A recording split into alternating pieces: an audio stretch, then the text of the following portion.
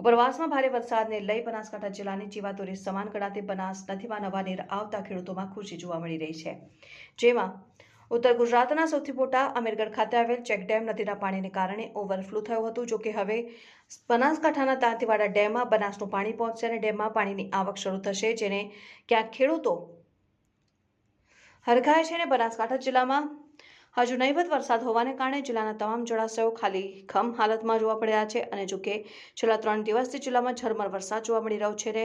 રાજસ્થાન ઉપરવાસમાં ભારે વરસાદને પગલે બનાસકાંઠા જિલ્લાની જીવાદોરી સમાન ગણાતી બનાસ નદીમાં નવા નીરવતા ખેડૂતોમાં ખુશી જોવા મળી। જેમાં અમીરગઢ ખાતે આવેલ ઉત્તર ગુજરાતના સૌથી મોટા ચેકડેમ ઓવરફ્લો થતા બનાસ નદીનું પાણી દાંતીવાડા ડેમમાં પાણીની આવક થાય તેવી આશા સાથે ખેડૂતો ભગવાનને પ્રાર્થના કરી રહ્યા છે। જો કે બનાસકાંઠા જિલ્લાના જીવાદોરી સમાન ગણાતા દાંતીવાડા ડેમ જો છલોછલ ભરાય તો બનાસકાંઠા સહિત પાટણ જિલ્લાના કેટલાક તાલુકામાં ખેડૂતોને આવનાર સિઝન ખેતીની કરી શકશે।